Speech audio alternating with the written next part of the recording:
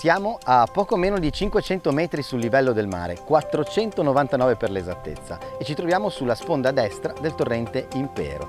Il borgo in questione è Lucinasco.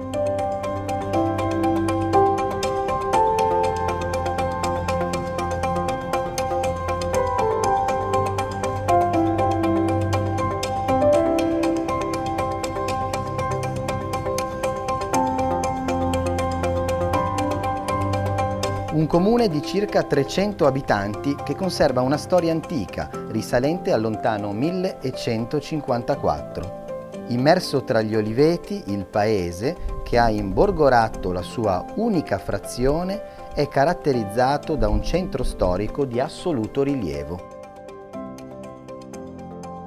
Qui l'oro del paese, conosciuto anche oltre confine, è rappresentato dalle olive e dall'olio. Storicamente il paese viene caratterizzato dagli eventi che testimoniano questa tradizione di libera comunità. Il museo etnografico rappresenta quelli che erano gli antichi mestieri che si svolgevano all'interno del paese.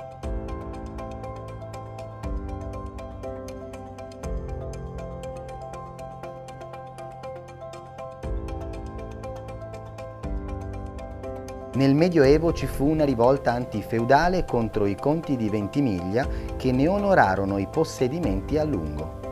Nell'aprile del 1800 sindaco e vice sindaco vennero fucilati per essersi ribellati al volere delle truppe francesi di occupazione. La parrocchiale di Sant'Antonino, iniziata addirittura a metà del 1200, è diventata chiesa principale dopo il 1600 ed è uno dei luoghi da non perdere. Siamo dinanzi all'oratorio della Confraternita di San Giovanni Battista, che oggi custodisce il Museo di Arte Sacra del paese.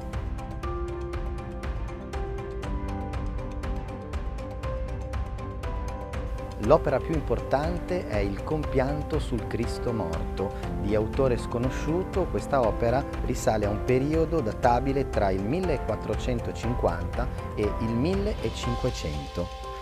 La particolarità di quest'opera è il fatto che sia stata scolpita direttamente su tronchi di legno di tiglio. La casa contadina è la ricostruzione di una casa databile 1800.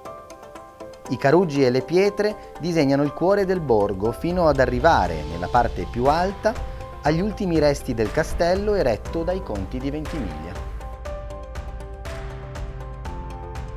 Appena sopra il borgo del paese, il laghetto di Santo Stefano, tra i Salici Piangenti e la chiesa di Santo Stefano, con il portale originale risalente al XV secolo.